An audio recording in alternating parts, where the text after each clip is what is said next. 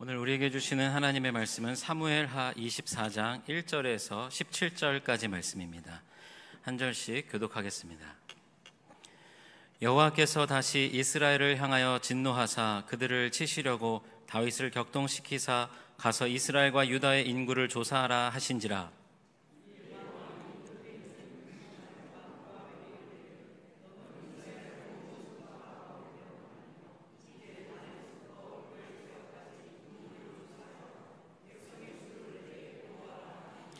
요압이 왕께 아뢰되 이 백성이 얼마든지 왕의 하나님 여호와께서 100배나 더하게 하사 내 주 왕의 눈으로 보게 하시기를 원하나이다.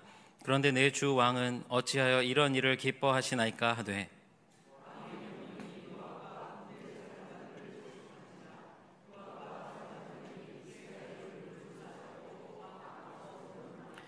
요단을 건너 갓 골짜기 가운데 성읍 아로엘 오른쪽 곧 야셀 맞은 쪽에 이르러 장막을 치고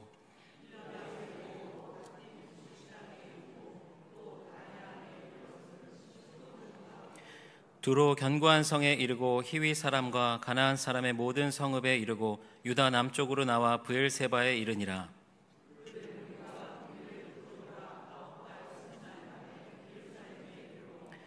요압이 백성의 수를 왕께 보고하니 곧 이스라엘에서 칼을 빼는 담대한 자가 80만 명이요 유다 사람이 50만 명이었더라.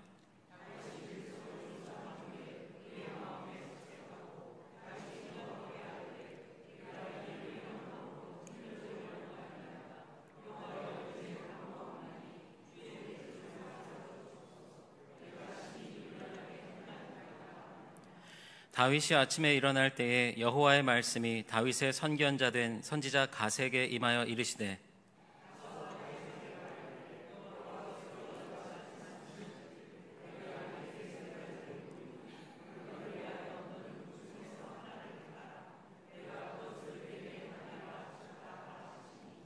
가시 다윗에게 이르러 아뢰어 이르되 왕의 땅에 7년 기근이 있을 것이니까 혹은 왕이 왕의 원수에게 쫓겨 3달 동안 그들 앞에서 도망하실 것이니까 혹은 왕의 땅에 사흘 동안 전염병이 있을 것이니까 왕은 생각하여 보고 나를 보내신 이에게 무엇을 대답하게 하소서 하는지라.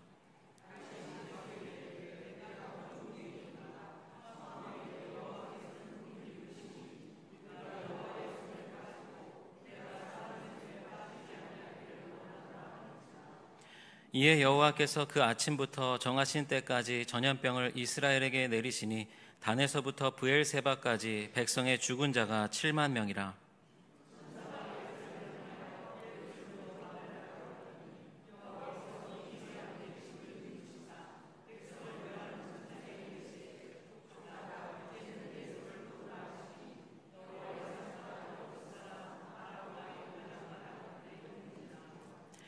다윗이 백성을 치는 천사를 보고 곧 여호와께 아뢰어 이르되 나는 범죄하였고 악을 행하였거니와 이 양 무리는 무엇을 행하였나이까 청하건대 주의 손으로 나와 내 아버지의 집을 치소서 하니라. 이 시간에는 하나님의 긍휼에 인생을 거십시오라는 그런 제목으로 사무엘하 24장 1절에서 17절의 말씀을 나눕니다. 여러분, 성경을 보면 하나님의 말씀에 성공하는 법도 나와 있고 또 망하는 법도 나와 있는 것 같아요. 그래서 성경이 그 오랜 시간 동안 사람을 살리기도 하고 사람을 죽이기도 하고 또 사람이 흥하는 법, 그런 것도 나오고 또 망하는 법도 나와 있는데 오늘 몇 가지 망하는 법은 어떤 이야기가 있는가를 먼저 말씀을 좀 드리면, 먼저 여러분, 사람이 혹은 나라가 어떻게 망하게 되느냐? 일하지 않으면 망한다는 거예요. 잠언 6장 9절에서 11절의 말씀에 보면 이런 말씀이 나옵니다. 게으른 자여, 내가 어느 때까지 누워 있겠느냐? 내가 어느 때에 잠이 깨어 일어나겠느냐? 좀 더 자자, 좀 더 졸자, 손을 모으고 좀 더 누워 있자 하면 내 빈궁이 강도같이 오며 내 곰핍이 군사같이 이르리라 하고 나와요. 놀고 먹으면 망한다는 거예요. 일하지 않으면 망한다는 겁니다. 좀 더 자자, 졸자, 주저앉고 있으면 망하게 된다 하는 그런 이야기예요. 여러분, 과거를 보면 일제가 우리나라, 우리 민족의 미래를 말살하기 위해서 취한 정책 중에 하나가 뭐냐면 한량 정책이에요. 한량. 여러분, 한량 들어보셨습니까? 아유, 저 사람은 한량이야. 이런 이야기 하죠. 그 도시마다, 그 도시 그 마을마다 유곽이라는 술집을 만든 거예요. 그래가지고 거기서요, 술 먹고 노래 부르고 춤추고 놀게 만드는 거예요. 그렇게 청년들의 마음과 심령을 깨부수는 겁니다. 의지를 꺾는 거예요. 그렇게 만들어서 소위 말해서 주저앉고 망하게 만드는 거죠. 성경은 분명히 말합니다. 일하지 않으면 망한다는 거예요. 두 번째로, 너무나 당연한 얘기겠지만 언제 망하게 되느냐? 죄 지으면 망하게 된다는 거예요. 여러분, 독재 정권, 독재하는 나라가 취하는 정책 중에 3S 정책이라는 것이 있어요. 세 가지를 중요한 정책으로 한다는 거예요. 첫 번째가 뭐냐면 스포츠입니다. 두 번째가 스크린, 세 번째가 섹스. 이 세 가지를 주요 정책으로 사람들이요, 국민들이, 백성들이 스포츠에만 몰두하게 하는 거예요. 그 다음에 아주 태폐적인 그런 영화, 그런 필름을 만들어가지고 사람들의 영을 분별하지 못하게 만들고, 그 다음에는요, 섹스 산업을 융성하게 만드는 거예요. 쉽게 말해서 한마디로 죄짓게 만드는 겁니다. 근데 역사를 이렇게 돌아보면요, 죄짓게 만들어서 유지하는 나라는요, 결국은요, 망하게 되어 있습니다. 그거는요, 역사가 증명을 하고 있어요. 저는요, 우리나라와 이 민족도 우리가 다시 일어서고 살기 위해서는요, 우리 안에 다시 한번 정결함이 회복되어야 된다고 믿습니다. 우리가 철저하게 회개하고 우리 안에 무너진 도덕과 윤리가 다시 일어서고 우리 안에 희미해진 정결함이 다시 회복될 때에 이 나라, 이 민족이 다시 하나님 앞에 또 세계 열방 가운데 우뚝 서는 그런 굳건한 나라와 민족이 될 줄로 믿습니다. 그런데 여러분, 일하지 않으면 망하고 죄 지으면 망하는 그 원리는요, 어떻게 보면 조금씩 점진적으로 시간이 지남에 따라 나타나는 현상이에요. 그런데 단번에 망하게 만드는 것이 있어요. 점진적이 아니라 그냥 단번에 짧은 시간에 확실하게 망하게 하는 방법이 있는데, 그게 뭐냐면 교만하게 하는 겁니다. 교만입니다. 교만하면 망하는 거예요. 교만하면요, 사람이든 교회든 뭐 회사든 나라든 단번에 망하게 된다는 겁니다. 아무리 성자 같은 사람이라도 여러분, 사단이요, 그 마음 가운데 교만을 딱 심어 놓으면요, 금방 무너지고 망하게 되는 것을 얼마나 많이 보는지 몰라요. 다른 모든 죄악들은 시간이 필요해요. 점진적으로 망해갑니다. 유예기간이 필요한데 교만은요, 한 번에 무너뜨리고 한 번에 망하게 하는 그런 힘을 갖고 있다는 거예요. 제가 왜 이런 말씀을 드리냐면, 오늘 말씀에 보면 다윗이 교만 때문에 무너질 뻔한 그런 이야기가 나오고 있습니다. 오늘 말씀은 다윗이 인구조사를 하는 장면이에요. 아니, 뭐 인구조사가 뭐가 잘못됐나요? 그런데 인구조사 자체가 문제가 아니라 그 인구조사를 하는 가운데에 다윗의 마음, 다윗의 동기에 문제가 있었다는 거예요. 다윗은 우리가 잘 알듯이 그의 말년에 하나님의 돌보심과 이끄심과 역사하심 가운데에 아주 승승장구하게 됩니다. 그런데 그 이후에 그 승리가 누구에게로부터 온 것인지, 어떻게 지금까지 내가 여기까지 오게 되었는지, 이 나라와 이 민족이 누구의 힘으로 이스라엘이 여기까지 왔는지를요, 그가 점점 잊어버리게 되는 거예요. 망각하게 되는 거예요. 그래서 그는 인구조사를 하는데, 겉으로는 인구조사였지만 실제로는 자신이 가지고 있는 자신의 나라의 군사력이 어느 정도인지를 확인해 보고 싶었어요. 지금 우리의 군대가 어느 정도의 병력을 가지고 있는지, 우리의 군대가 얼마나 크고 용감한지, 그리고 우리의 성읍들은 얼마나 몇 개나 있는지, 오늘 우리가 다스리는 영토는 어느 정도인지 이런 것들을 가늠해 보고 싶었다는 이야기입니다. 그래서 인구수를 세고 있는 거예요. 그런데 그것이 하나님께 영광을 돌리기 위한 것이 아니라 내 치세 가운데에 이 나라가 얼마나 융성하고 있는지, 그리고 내가 얼마나 위대한 왕인가, 내가 얼마나 정말로 쓸만한 인간인가, 내가 얼마나 영웅적인 일들을 해왔는가, 이런 것들을 드러내고 이런 것들을 과시하기 위해서 인구조사를 실시했다는 이야기입니다. 인구조사 자체의 문제가 아니라 그것을 하는 다윗의 마음의 본심, 그 동기가 문제였어요. 이것을요, 다른 말로 하면 그의 마음 가운데에 교만이 들어갔다는 이야기입니다. 교만하면 무너진다. 여러분, 성경이 우리에게 분명히 가르쳐주는 원리예요. 히스기야 왕을 한번 보십시오.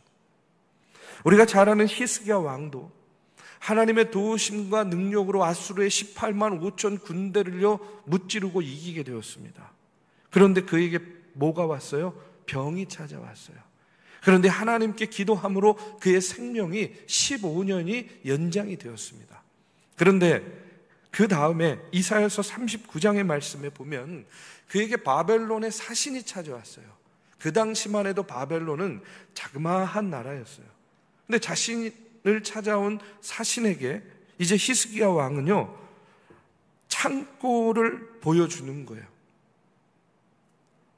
그러면서 그 창고에 있는 보물을 보여주면서 과시합니다. 자랑합니다. 그런 히스기야를 통해서 히스기야에게 하나님께서 이사야서 39장 6절에서 7절에 보면 뭐라고 이야기하시냐면 이렇게 말씀하고 계세요. 보라, 날이 이르리니 내 집에 있는 모든 소유와 내 조상들이 오늘까지 쌓아둔 것이 모두 바벨론으로 옮긴 바 되고 남을 것이 없으리라. 여호와의 말이니라. 또 내게서 태어날 자손 중에서 몇이 사로잡혀 바벨론 왕궁의 환관이 되리라 하셨나이다. 여러분, 이게 무슨 말이냐면 이런 거예요. 히스기야에게 하나님께서, 그러니까 바벨론에게 자랑하고 과시하고 있는 히스기야에게 하나님이 이렇게 이야기하는 거예요. 지금 네가 자랑하는 것, 지금 내가 과시하는 그 모든 것들을 걷어가시겠다는 거예요. 그리고 심지어는요, 내 후손들을 내시로, 환관으로, 종놈들로 다 만들어 버리겠다라고 얘기하는 겁니다. 그러니까 뭐야, 한마디로 너 자랑하지 마, 과시하지 마, 교만하지 말라는 이야기예요. 과시하면 다 빼앗겨 버리고 교만하게 되면 다 무너져 버린다는 것을 히스기야에게 하나님께서 다시 한번 알려주는 겁니다. 이렇게 교만함은 우리를 넘어지게 만드는 그런 최악의 모습이다, 한 방에 우리를 무너뜨리는 최악의 방법이다라는 것을요, 오늘 우리가 다시 한번 깨달아야 될 줄로 믿습니다. 여러분, 우리에게 중요한 것은요, 사람에게 인정받느냐, 사람이 나에게 얼마나 몰려오는가, 내가 얼마만큼 인기가 있는가, 여러분, 이런 것들이 아니에요. 중요한 것은요, 사람이 오느냐 사람이 떠나느냐가 중요한 것이 아니라 정말 중요한 것은 뭐냐면 하나님이 나를 떠나시느냐, 아니 하나님이 나와 함께 하시느냐, 여러분, 이것이 중요한 거예요.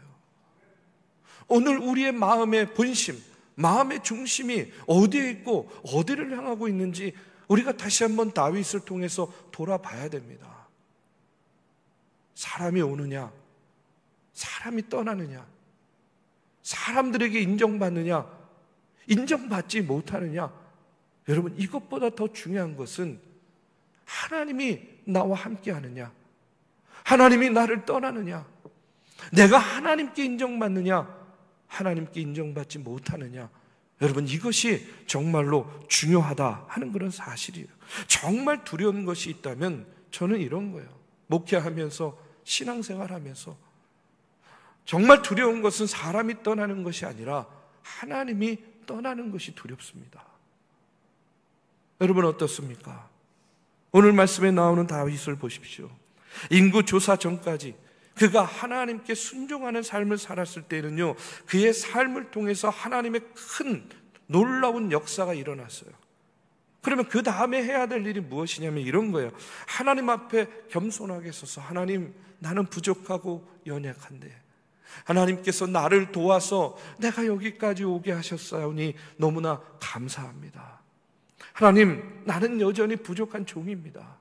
그러나 내가 지금 해야 될 일이 있다면 여러분, 하나님, 주님이 원하시는 것이 무엇입니까? 여러분, 이렇게 겸손하게 물어봤어야죠. 하나님의 뜻을 겸손히 구했어야죠. 그런데 다윗은 하나님이 원하시는 방향과 전혀 다른 방향으로 나아가고 있는 거예요. 내가 얼마나 능력이 있는지, 내가 얼마나 위대한 사람인지, 내가 얼마나 위대한 왕인지 이것을 드러내고 과시하는 쪽으로 나아가고 있었다는 거예요. 한마디로 교만이었습니다. 그의 마음 가운데, 그의 생각 가운데 교만이 들어간 거예요. 여러분, 잠언 16장 18절에 보면 우리가 잘 아는 이런 말씀이 나와요. 우리 한번 같이 봉독해 보겠습니다. 잠언 16장 18절의 말씀입니다. 교만은 패망의 선봉이요 거만한 마음은 넘어짐의 앞잡이니라. 잘 될 때, 얻은 것이 많을 때, 또 이루고 성취한 것이 많을 때에 교만이 아닌 겸손으로, 여러분, 우리는요 하나님께서 나에게 베풀어 주신 그 은혜와 축복을 지키는 그런 지혜로운 믿음의 자녀들이 되어야 될 줄로 믿습니다. 그런데 이어지는 말씀을 보면 다윗이 다른 부분이 있었어요. 무엇이 달랐냐면, 자, 이렇게 하나님의 뜻 가운데 벗어났습니다. 그런데 다윗을 보니까 그에게 아직 남아있고 그가 살아있었던 게 있었어요. 그게 뭐냐면 그에게 영적인 민감함이 있었다는 거예요. 여러분, 이것이 중요합니다. 10절에 보니까 이런 말씀이 나와요. 다윗이 백성을 조사한 후에 그의 마음에 자책하고 다윗이 여호와께 아뢰되 내가 이 일을 행함으로 큰 죄를 범하였나이다. 여호와여, 이제 간구하옵나니 종의 죄를 사하여 주옵소서. 내가 심히 미련하게 행하였나이다. 다윗이 인구 조사하면서 그의 마음 가운데에 처음에 그 마음 본심이 흐트러지고 교만이 들어온 것을 그도 알았던 것 같아요. 아, 이게 아닌데, 하나님께서 원하시는 게 이게 아닌데, 그는요 자책하면서 회개하였다는 거예요. 이런 다윗의 모습을 보면서 느끼는 것은 뭐냐면, 아직 다윗 죽지 않았구나, 아직 다윗은 무너지지 않았구나. 그에게 아직 남아있는 것이 있었어요. 그게 뭐냐면 영적인 민감함이었다는 거예요. 범죄하고 난 다음에 곧장 내가 잘못했구나 깨닫습니다. 그리고 자신의 잘못을 깨닫고, 내가 왜 이랬을까? 내가 왜 이런 결정을 하고, 내가 왜 이렇게 행하고, 내가 왜 이렇게 행동했을까? 자책하는 겁니다. 저는요 이 영적인 민감함이 대단히 중요하다고 생각해요. 저와 여러분에게 필요한 것, 오늘을 사는 우리에게 필요한 것, 영적인 민감함이라고 생각해요. 여러분, 이것을 좀 다른 말로 우리식으로 쉽게 표현하면요, 저는 이렇게 말씀드리고 싶어요. 하나님의 알람 시스템이다. 하나님의 알람 시스템. 여러분, 저는요 이 영적인 민감함이 있을 때, 내가 잘못했을 때 알람이 울리듯이요 울리는 거예요. 너 그러면 안 돼, 이건 아니잖아 하면서 하나님이요 마치 정해진 시간에 알람을 맞춰놓고 그 시간에 알람이 울리듯이 우리의 마음과 우리의 생각과 우리의 양심에 뭐를 울려주는 거예요? 알람을 울려준다는 겁니다. 내가 잘못되었구나 하는 것을 금방 깨닫고 알 수 있도록. 자, 여러분 한번 보십시오. 다윗을 보면 자책한 다음에 곧바로 뭐부터 해요? 회개부터 하는 거예요. 10절에 보니까 종의 죄를 사하여 주옵소서. 내가 심히 미련하게 행하였나이다. 즉각적으로 회개합니다. 여러분, 우리가 완벽하지 않잖아요. 다윗도 완벽하지 않고요, 오늘 사는 우리 중에 누구 하나 완벽한 사람이 어디 있습니까? 우리는 다 부족해요. 택함받은 백성, 구원받은 백성이지만 부족하고 연약함 가운데 우리는요, 죄짓기를 반복하고 있어요. 그런데 그럴 때 해야 될 일이 뭐냐면 하나님께서 우리에게 알람을 울려주시는 거예요. 말씀을 통해서, 지금도 말씀을 들으면서 여러분 마음속에 그런 생각 나는 분들이 있을 거예요. 아, 맞아. 내가 어제 했던 그 선택, 어제 했던 그 결정, 이거 하나님께서 원하시는 것이 아닌 것 같은데, 그런 생각이 드시면 하나님께서 지금 여러분의 마음 가운데 뭘 울려주시는 거예요? 알람을 울려주시는 거예요. 그러면 그 영적인 민감함을 가지고 이것이 지금 내게 하나님께서 주시는 마음이구나, 이렇게 깨닫고 돌이켜야 되는 거죠. 어떨 때는요, 우리의 양심을 통해서 내가 왜 그랬을까? 내가 왜 그렇게 말하고 내가 왜 그렇게 행동했을까? 이건 하나님께서 원하시는 뜻이 아닌데, 이런 마음이 들 때 하나님이 우리에게 알람을 울려주시는 거예요.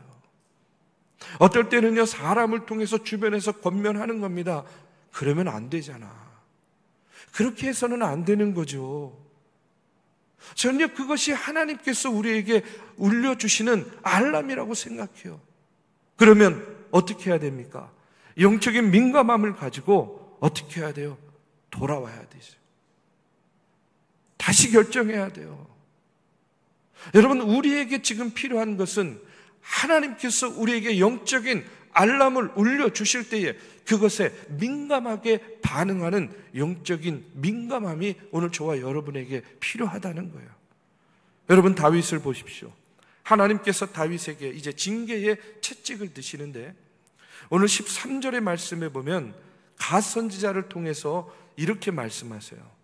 왕의 땅에 7년 기근이 있을 것이니까, 혹은 왕이 왕의 원수에게 쫓겨 석 달 동안 그들 앞에서 도망하실 것이니까, 혹은 왕의 땅에 사흘 동안 전염병이 있을 것이니까 왕은 생각하여 보고 나를 보내신 이에게 무엇을 대답하게 하소서 하는지라. 갓 선지자를 통해서 하나님께서 다윗에게 세 가지의 선택지를 주는 거예요. 셋 중에 하나 선택하라는 겁니다. 첫 번째는 뭐냐? 7년 동안 기근을 주는 것. 두 번째는 대적에게 3개월 동안 쫓겨다니는 것. 세 번째는 뭐냐? 3일 동안 전염병 도는 것. 자, 여러분이라면 이 세 가지 중에 어떤 선택하실 것 같아요? 첫 번째입니까? 두 번째입니까? 세 번째입니까? 7년 동안 기근을 선택하시겠습니까? 아니면 3개월 동안 대적에게 쫓겨다니는 것을 선택하시겠습니까? 아니면 세 번째, 3일 동안 전염병 도는 것 선택하시겠어요? 아마 각자 좀 생각이 다를 거라고 생각하는데, 저는 일단 3번은 선택 안 할 것 같습니다. 왜냐하면 전염병 얘기만 들으면 아주 진짜 머리가 아파요. 오늘도요, 교회 못 나오신 많은 여러 성도님들 가운데는요, 코로나 때문에 어려움 당하고 계시는 분들이 있거든요. 그러니까 저는 3번은 무조건 제외예요. 아주 그냥 진저리가 납니다. 자, 그런데 보십시오. 세 가지 다 어느 것 하나 선택하기 만만한 것이 없어요. 자, 그런데 다윗이 이와 같은 말씀 가운데 어떻게 반응하냐면 14절에 보니까 다윗이 갓에게 이르되 내가 고통 중에 있도다 청하건대 여호와께서는 긍휼이 크시니 우리가 여호와의 손에 빠지고 내가 사람의 손에 빠지지 아니하기를 원하노라. 이렇게 이야기해요. 여러분, 이게 무슨 말이냐면요, 이런 거예요. 내가 하나님 손에 빠질지언정 사람들의 손에 빠지지 않겠다라는 것은 쉽게 말하면 내가 맞아도 하나님께 맞겠다라는 거예요. 무슨 얘기인지 아시겠습니까? 내가 맞아도 하나님 손에 맞겠습니다. 내가 맞아 죽어도 하나님 손에 맞아 죽는 것을 선택하겠습니다. 저는요, 지금 이 다윗의 자세가 대단히 중요하다고 생각합니다. 다윗이 왜 위대한가? 다윗이 범죄했어요. 하나님께 징계의 채찍을 이제 맞고 있습니다. 하나님께서 세 가지 중에 하나를 선택하라 하는데 어느 것 하나 만만한 것이 없어요. 그런데 그는요, 이제 어떤 고백을 하냐면 오늘 14절에 보니까 여호와께서 긍휼이 크시니 하고 이렇게 이야기해요. 여호와께서 긍휼이 크시다. 여호와는 긍휼이 크신 분이라는 겁니다. 다윗은 지금 고난 중에, 환난 중에, 범죄 가운데에 하나님을 원망하고 불평하는 것이 아니라 뭐라고 고백하냐면 이런 거예요. 하나님은 긍휼이 크신 분 아닙니까? 하나님의 은혜가 여전히 나와 함께 하심을 나는 믿습니다 라고 이렇게 고백하는 거예요. 저는요, 이 고백이 오늘을 사는 저와 여러분의 입술을 통해서도 나와야 된다고 믿습니다. 그리고 무엇이라고 얘기하는 거냐면 이런 거예요. 우리식으로 말하면 나는 하나님의 은혜, 그 하나님의 긍휼하심에 내 인생을 걸겠습니다 하고 지금 다윗은 이야기하는 거예요. 사람에게 맞지 않고 하나님께 맡겠습니다. 나는 하나님의 은혜, 하나님의 긍휼하심이 여전히 나와 함께 하심을 믿습니다. 나는 그렇기 때문에 이후로도 하나님의 긍휼하심에 내 인생 걸겠습니다. 저는 이것이 바로 오늘 우리가 가져야 될 신앙의 결기라고 믿습니다. 여러분은 지금 무엇에 여러분의 인생을 걸고 있습니까? 저는 오늘 다윗의 모습을 통해서 우리도 영적인 민감함을 가지고요, 하나님의 은혜와 긍휼에 내 인생을 걸겠습니다, 여러분 이렇게 다짐하는 저와 여러분이 되시기를 주님의 이름으로 축복합니다. 제가 전에 학생들에게 강의할 때 가장 많이 권면했던 이야기가 뭐냐면, 너희들 이제 신학교에 들어왔는데 신학생 시절에 많이 방황할 거야. 그런데 방황할 때 일탈은 해도 이탈은 하지 마라 하고 이렇게 권면을 했어요. 일탈은 해도 이탈은 하지 마라. 여러분, 일탈과 이탈의 차이가 어떤 차이입니까? 여러분, 예를 들면 이런 거예요. 청소년기에 사춘기 자녀들을 두신 분들은 잘 아실 텐데, 이제 얘네들이요, 사춘기 때가 되면요, 부모에게 반항합니다. 딱 그러다 보니까 갈등을 겪게 되죠. 물어도 대답도 안 해요. 뭐 카톡 보내도요, 대답 없다가 동그라미 하나 띡 와요. 저 이게 뭔지 몰랐어요, 처음에. 물어보니까 이게 응이래요, 응. 그러면 응 쓰지. 동그라미 하나 띠. 그 다음에 뭘 얘기하면, 저희 아이 얘기하는 건 아니고요, 청소년들이 그렇다는 거예요. 또 무슨 얘기 한마디 하면요, 부모에게 버럭 화내고요, 반항하죠. 문 쾅 닫고 들어가가지고요, 밥 먹으라 그래도 나오지도 않습니다. 부모에게 불손한 태도 보여요. 그런데 중요한 것은 저는 그렇게 생각해요. 반항을 하더라도, 불손하더라도 집 안이나 부모의 울타리 안에서, 부모의 그 권위 아래서 반항하면요, 그것은요 어떻게 할 수 있냐면 정상적으로 성장하는 거라고 생각해요. 왜 그렇습니까? 어쨌든 부모의 권위 아래에서 방황하니까 돌이킬 기회가 있잖아요. 그렇죠? 개선의 여지가 있는 거예요. 그렇기 때문에 그것은 큰 문제가 없다라고 생각해요. 저는 이런 반항을 일탈이라고 이야기하는 거예요. 그런데 중요한 것은 뭐냐면, 야, 너 임마 어디다 대고 아빠한테 그렇게 말하고 행동해. 너 같은 자식은 필요 없어.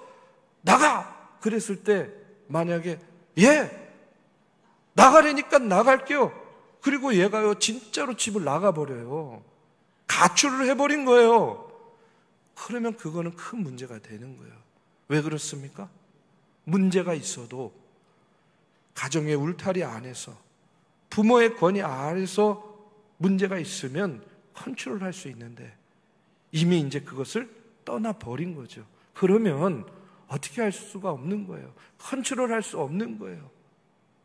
저는요, 이것이 바로 이탈이라고 이야기하는 거예요. 이해가 되십니까? 저는 신앙생활도 마찬가지라고 생각해요. 여러분, 제일 위험한 건요, 떠나는 거예요. 떠나는 겁니다. 깨지고 방황하고 무슨 짓을 하든지 이 울타리 안에 있으면 별 문제가 없는 거예요. 그런데 울타리를 박차고 이탈을 해버리면 어떻게 되느냐? 큰 문제가 생깁니다. 교회 안에서 문제가 있어도 교회 안에서 해결을 해야 되는 거예요. 여러분, 교회에 와서 울어야 되는 겁니다. 바깥에서 아무리 울부짖어봐야 도움을 줄 수 있는 것은 뻔한 거예요. 소리를 쳐도 저는요, 교회에 와서 소리쳐야 된다고 생각해요. 욕을 해도 교회에 와서 욕을 하는 겁니다. 그러면 욕하는 사람이 더 큰 욕을 먹을 수도 있겠지만 어쨌든 개선의 여지가 있는 거죠. 우리가 어떤 문제가 있더라도 그러기 때문에 가정은 가정의 울타리가 있는 것이고 교회는 교회의 울타리가 있는 것이고 그 안에서 여러분 그 문제들을 해결해 나가는 것, 그럴 때에는요 개선의 여지가 있고 소망의 여지가 있고 언제든지 건져낼 수 있는 기회가 있는 거예요. 그렇기 때문에 여러분 일탈은 해도 뭐는 하면 안 되는 거예요? 이탈은 하면 안 되는 겁니다. 여러분 꼭 기억하시기 바랍니다. 다윗을 보십시오. 다윗도 범죄합니다. 인간이기 때문에 범죄했어요. 그러나 그는요 하나님의 품 안에서 범죄하는 거예요. 이해가 되시죠? 하나님의 품 안에 있는 겁니다. 여전히 범죄하는 순간에도 누구를 의식해요? 하나님 의식하는 거예요. 차라리 매를 맞아도 나는 누구에게 맡겠다? 하나님께 맡겠다는 거예요. 하나님의 긍휼을 구하고 하나님의 은혜 아래 그는 여전히 자신을 두고 있는 거예요. 그 품을, 그 바운더리를 떠나지 않았어요. 이탈하지 않았다는 겁니다. 저는요 오늘 우리도 다윗의 마음을 가져야 될 줄로 믿습니다. 아차, 죄를 지어도 나는 여전히 하나님 안에 있다 하는 사실을 여러분 우리가 기억하는 거예요. 깨달아야 되는 거예요. 그리고 회개하는 겁니다. 내가 매를 맞아도 나는 하나님의 긍휼하심을 믿는다. 내가 하나님의 은혜 아래 있음을 믿는다. 하나님은 나를 여전히 버리지 않으셨다. 내가 비록 죄 가운데 있지만 하나님은 나를 쳐서라도 나를 건져 주실 것이다 라는 이와 같은 믿음, 이와 같은 확신. 범죄의 현장에서도 나는 하나님의 택함 받은 백성이라는 이 확신, 그리고 돌아오는 거예요. 맞고서라도 돌아오는 겁니다. 깨져서라도 돌아오는 것이죠. 저는 바로 오늘 말씀에 나오는 다윗의 심정이 바로 이와 같은 심정일 것이다 라고 생각합니다. 범죄합니다. 범죄하는데 그 순간에도 하나님의 은혜를 진하게 느끼는 거예요. 그리고 하나님의 긍휼하심에 나는 내 인생 걸겠노라 다시 한번 그는 다짐합니다. 이것이 바로 택함받은 백성의 모습이라는 거예요. 여러분, 하나님의 긍휼하심이 아니었다면 다윗 아니라 그 누구도, 여러분 우리는요 죄 가운데 구원받을 수 있는 자가 없었다 하는 사실을 우리가 여러분 꼭 기억하셔야 돼요. 하나님의 긍휼하심이 있기 때문에 여러분 우리를 불쌍히 여기셔서 우리를 죄 가운데 두지 않고 우리를 구원해 주시려고 하나님은 누구를 보내주신 거예요? 예수 그리스도를 보내주셔서 십자가 보혈의 은총으로 우리의 죄를 사하여 주시고 우리를 구원해 주셔서 이제는 우리가 죄의 종노릇하는 백성이 아니라 하나님의 종노릇하는 하나님의 자녀가 되었다는 거예요. 무엇이 있었기에 가능했습니까? 우리를 향한 하나님의 긍휼하심이 있었기 때문에. 오늘 다윗은요 그것을 알았습니다. 그것을 믿었습니다. 그가 비록 범죄함으로 인해서 하나님의 징계의 채찍을 맞을지언정 나는 매를 맞아도 하나님께 맡겠습니다. 그러나 나를 긍휼히 여기신 하나님께서 나를 때릴지언정 나를 징계할지언정 나를 버리지 않을 줄로 믿습니다. 여러분 그와 같은 믿음으로 그는요 자신의 인생을 하나님의 긍휼하심에 걸었다는 사실이에요. 오늘을 사는 저와 여러분, 우리의 인생을 걸어야 될 것은 무엇입니까? 저는요 오늘 말씀을 통해서 우리의 인생 하나님의 긍휼하심에 거시기를 주님의 이름으로 축복합니다. 여러분 우리가 붙들어야 될 건 무엇입니까? 그것은 단 한 가지, 바로 예수 그리스도의 십자가인 줄로 믿습니다. 그리고 오늘을 살아가는 우리들의 고백은요, 하나님, 내 갈 길 다 가도록 내가 그 하나님의 긍휼하심 가운데 주님과 동행하는 삶을 살겠습니다. 여러분, 그와 같은 고백이 오늘 우리에게 있어야 될 줄로 믿습니다. 그럴 때 우리는 다윗과 같이 하나님의 긍휼하심 가운데에 우리는 승리할 수 있고, 우리는 회복될 수 있고, 다시 일어설 수 있을 줄로 믿습니다. 여러분의 인생을 하나님의 긍휼하심의 거시기를 주님의 이름으로 축복합니다.